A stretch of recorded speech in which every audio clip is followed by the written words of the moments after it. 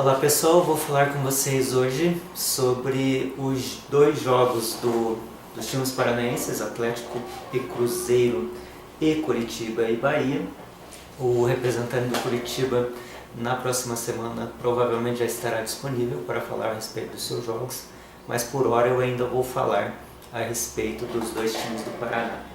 O jogo Atlético e Cruzeiro da quarta-feira teve um início com um predomínio do Furacão Paranaense, sempre fazendo excelentes jogadas, principalmente pela direita, e com um gol do Pedro Botelho já no início do jogo, estava dominando a partida. Logo após veio o segundo gol do Manuel, de cabeça, sempre oportunista, levando novamente o Atlético à vantagem. E o domínio do Atlético acho que fez com que os jogadores dessem uma relaxada. E aí, na única oportunidade do Cruzeiro, o Dagoberto fez uma cobrança de falta muito boa e o Dedé acabou marcando, encerrando assim o primeiro tempo. O Cruzeiro parecia estar mais ligado no jogo e já no início do segundo tempo o Borges já empatou o jogo. E logo depois, com grandes jogadas de Everton Ribeiro, levava um constante perigo, principalmente pelo lado esquerdo do Atlético, que estava desguarnecido. É algo que o técnico precisa ver para as próximas partidas. E o Borges acabou se machucando e foi substituído pelo Anselmo Ramon, e o Everton Ribeiro também foi substituído pelo Ricardo. E isso de uma certa maneira ajudou o Atlético, porque as duas grandes forças ofensivas do Cruzeiro foram tiradas de campo. Logo após, o Atlético começou a pressionar, o Douglas Coutinho entrou no lugar do Everton e também o Marcelo entrou no lugar do Ederson. Houve um impedimento aos 25 minutos marcado contra o Atlético, mas não houve impedimento novamente, né? O Atlético sendo prejudicado pela arbitragem. Mas sempre lembrando que isso realmente não é desculpa para que o resultado tenha sido adverso, porque na verdade erros de arbitragem ocorrem o tempo todo e a gente não pode imaginar que o futebol possa ser focado na incapacidade dos árbitros. Aos 28 minutos o Marcelo teve uma grande oportunidade cara a cara com o Fábio e também não conseguiu concluir bem ao gol. Competência do goleiro Fábio também, mas obviamente incompetência do atacante. E logo depois, na cobrança de escanteio, o Fábio estava muito atento, apesar da bela cabeçada que o jogador do Atlético fez. O Luan do Cruzeiro acabou perdendo o gol da vitória também, cara a cara com o Everton. O Everton, que trabalhou muito bem nesse jogo, fez excelentes defesas, garantindo o primeiro ponto do Atlético no Campeonato Brasileiro. O Atlético precisa melhorar a marcação de sua zaga, precisa melhorar a sua finalização. Afinal, dos 3 gols feitos pelo Atlético, os 3 foram de zagueiro, 2 do Manuel. E ainda precisa ter um certo foco na primeira divisão, porque o que ficou, ou o que pareceu claro, é que o Atlético ainda não entrou no ritmo da primeira divisão.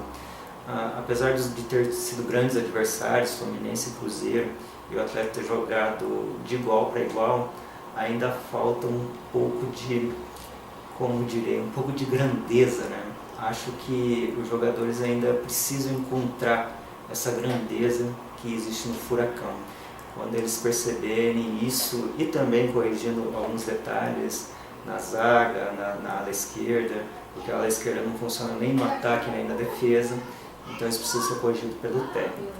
Agora falando sobre o jogo do Curitiba, foi um péssimo jogo, houve péssimas finalizações, grandes erros de passe.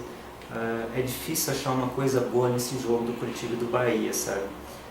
O grande lance do Curitiba foi no primeiro tempo, com um gol do Geraldo, no qual ele estava impedido.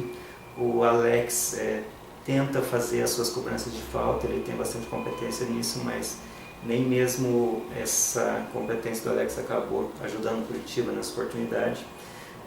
Ambos os times estavam, parece que sem vontade de jogar, ou até realmente com uma incompetência que pode ter sido apenas momentânea, né? Não é que durante o campeonato eles vão continuar agindo dessa forma, mas nesse jogo especificamente eles estavam incompetentes. O Bahia teve uma grande oportunidade no segundo tempo, numa cobrança de falta do Botinelli. Eles roubaram a bola e saíram para o contra-ataque. O atacante do Bahia ficou cara a cara com o Vanderlei e ele simplesmente isolou a bola, também denotando uma grande incompetência diante do arco adversário. O Coritiba fez uma grande jogada de triangulação, mas a bola caiu no pé do Júnior Urso, que também fez uma grande pataquada. E, como eu disse antes, os atacantes estavam em noite pouco inspirada, levando ao 0 a 0 inevitável que ocorreu neste jogo. Melhor para o Coritiba, né, que conseguiu seu pontinho fora de casa, agora somando 4 pontos no Brasileiro. Mas, como o Bahia não demonstrou ser um grande time, o Coritiba perdeu uma grande oportunidade de fazer 3 pontos fora de casa, já na primeira partida fora de casa. Infelizmente, os jogadores não se acharam em campo. Não sei dizer se por causa do gramado ou talvez por realmente ser à noite. Você sabe que em futebol ocorre muito isso, né? Às vezes o dia não está bom e os jogadores não conseguem se encontrar. Mas se for isso, né, se for momentâneo, tomara que seja momentâneo, o Coritiba possa, nas próximas oportunidades, conquistar mais pontos fora de casa e jogar melhor. Espero ter esclarecido algumas coisas em relação aos jogos que eu comentei. Se você quiser comentar, responder, fazer vídeos de respostas, você está livre para fazer isso. E fiquem comigo, acompanhem meu canal.